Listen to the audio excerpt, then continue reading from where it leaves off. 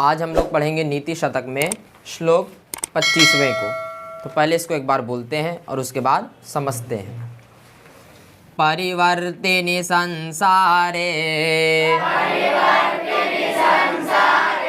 मृतः को वा न जायते स जातो येन जातेन याति वंशः समुन्नतिम्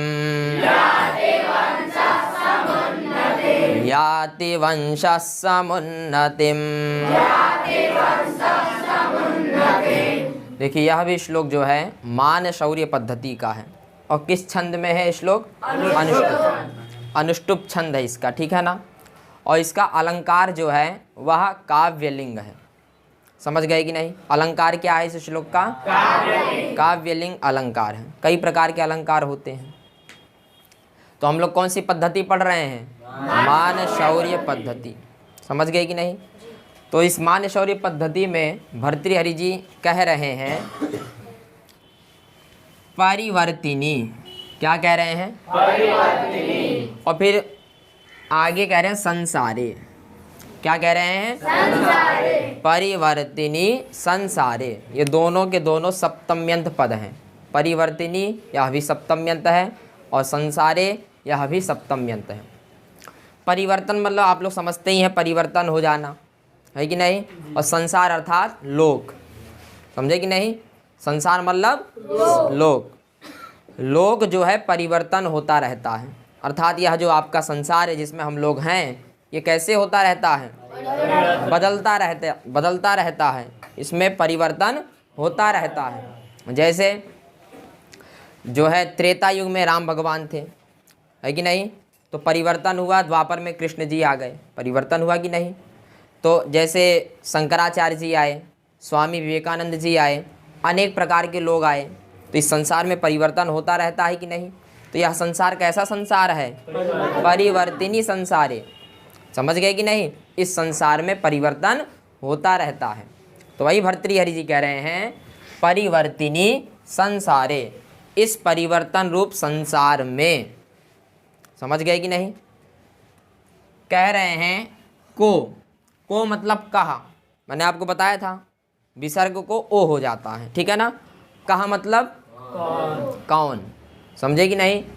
और ना मतलब नहीं। और मृतः मतलब मरना। कौन नहीं मरता है? समझे कि नहीं? कौन नहीं मरता है। कहाँ? परिवर्तिनी संसारे। इस परिवर्तन रूप संसार में कौन नहीं मरता? ऐसा कोई है जो अमर हो? हैं? इस संसार में यदि आप आए हैं तो मरना तो तय है। और जहाँ तक भीष्म पितामह जी, जिनको इच्छा मृत्यु का वरदान था, उनको भी मरना पड़ा कि नहीं। तो वही भर्तृहरि जी कह रहे हैं परिवर्तिनी संसारे। इस परिवर्तन रूप संसार में भला कौन नहीं मरता। बात समझे कि नहीं? अर्थात जो भी आएगा उसको मरना तो मरना ही है। तो वही कह रहे हैं कहा ना मृतः, कौन नहीं मरता। और फिर कह रहे हैं वा अर्थात अथवा। वा मतलब अथवा को न जायते। क्या कह रहे हैं? को न जायते। को अर्थात कहा, ना मतलब नहीं, जायते मतलब उत्पन्न होता है। बात समझे कि नहीं? भला इस संसार में कौन उत्पन्न नहीं होता। बात समझे कि नहीं? पहले बोले को ना मृतः, कौन नहीं मरता, अथवा को ना जायते, कौन नहीं उत्पन्न होता। बात समझे कि नहीं? अर्थात लोग मरते भी हैं और क्या होते हैं? उत्पन्न भी होते हैं। होते हैं कि नहीं? कहाँ होते हैं? परिवर्तिनी संसारे। आधार दे दिया। कहाँ पर? परिवर्तिनी संसारे। इस परिवर्तन रूप संसार में को न मृतः, कौन नहीं मरता, को न जायते, कौन उत्पन्न नहीं होता। आज आप हैं तो आप मरेंगे। मरे हैं अर्थात उत्पन्न भी हुए हैं कि नहीं। तो वही भर्तृहरि जी कह रहे हैं इस परिवर्तन रूप संसार में को न मृतः, कौन नहीं मरता और कौन नहीं जन्म लेता। अर्थात यहाँ लोग जन्म भी लेते हैं और मरते भी हैं। बात समझे कि नहीं? कहाँ पर? परिवर्तिनी संसारे। संसारे का विशेषण है कैसा संसार? परिवर्तन रूप इस संसार में। ठीक है, कौन नहीं मरता और भला कौन नहीं उत्पन्न होता है। बात समझ गए कि नहीं? अब आगे कह रहे हैं सह। क्या कह रहे हैं? सह मतलब वही। समझे कि नहीं? सह मतलब वही। और जाता क्या है? जाता अर्थात उत्पन्न होने वाला। समझे कि नहीं? वही उत्पन्न होने वाला। जाता मतलब उत्पन्न होने वाले को जाता कहते हैं। सह मतलब वही उत्पन्न होने वाला। येन, येन मतलब जिससे अथवा जिसके। क्या हो? जातेन। जातेन का अर्थ हुआ उत्पन्न होने से। जातेन मतलब उत्पन्न होने से। पहले की लाइन में बोले कि इस परिवर्तन रूपी संसार में भला कौन नहीं मरता और भला कौन जन्म नहीं लेता। अर्थात हर कोई मरता है और हर कोई जन्म लेता है, लेकिन किसका जन्म सार्थक है वो दूसरी लाइन में बता रहे हैं। समझ गए कि नहीं? जन्म लेना और मर जाना कोई बड़ी बात नहीं है। बड़ी बात क्या है दूसरे लाइन में बता रहे हैं। कह रहे हैं सह जाता। सह मतलब वही और जाता मतलब उत्पन्न होने वाला। समझे कि नहीं? वही उत्पन्न होने वाला। ये न जाते न जिसके उत्पन्न होने से। समझे कि नहीं? ये न जाते न मतलब ये न का अर्थ होता है जिसके और जाते न मतलब उत्पन्न होने से। बात समझे कि नहीं?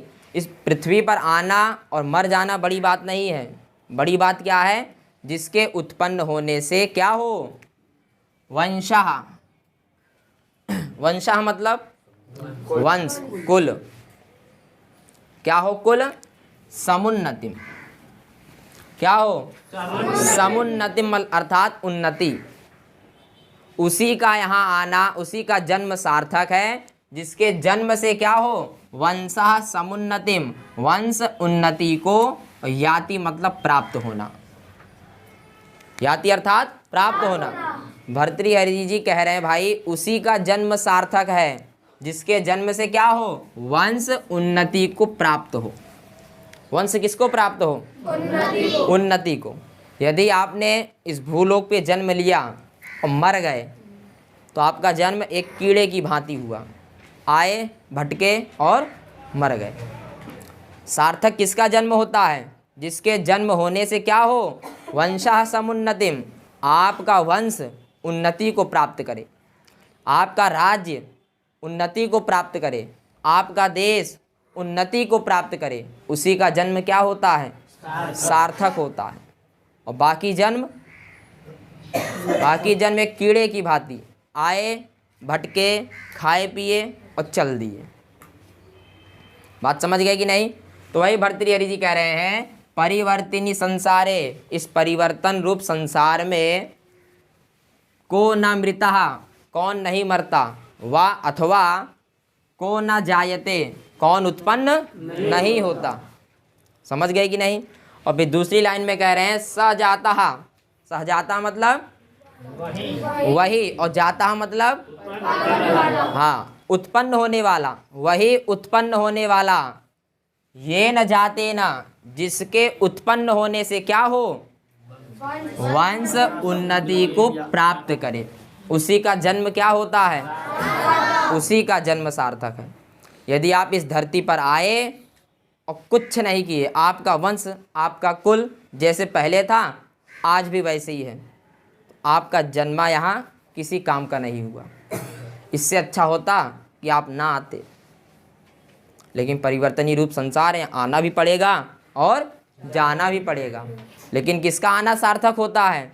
जिसके आने से उसका वंश उन्नति को प्राप्त करे, उसका देश उन्नति को प्राप्त करे। जैसे महाराणा प्रताप जी, चंद्रशेखर आज़ाद, भगत सिंह थे कि नहीं ये लोग?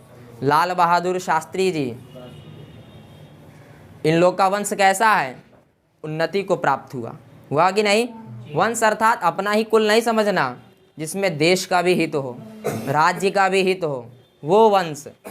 तो देश का हित हुआ कि नहीं है। भगत सिंह ने अपनी जान दी, किसका हित हुआ, कुल का तो हुआ ही, साथ में देश का भी हुआ कि नहीं।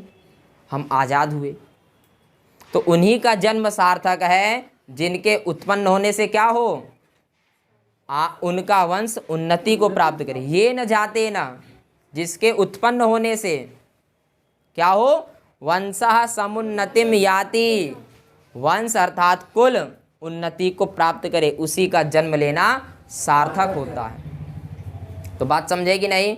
तो अगर आप इस भूलोक में आए हो तो ऐसा काम करके जाइए कि आपका कुल, आपका देश आपको हमेशा याद रखे। और यदि कुछ नहीं किए, अपने ही चक्कर में पड़े रहे, जैसे कीड़े मकोड़े, इनको दूसरे से कोई लेना देना नहीं होता है, कि होता है, कुछ नहीं होता, खाते हैं, भटकते हैं और चल देते हैं। तो ऐसे लोग जो आते हैं और वंश के लिए, देश के लिए, राज्य के लिए कुछ नहीं करते, वो कीड़े की भांति हैं। इसलिए अपने वंश को उन्नति तक ले जाइए, तभी आपका इस भूलोक में आना सार्थक है। इस श्लोक के माध्यम से भर्तृहरि जी यही बताना चाहते हैं। तो आप लोग समझ गए इस श्लोक को। तो बस आज के लिए इतना ही।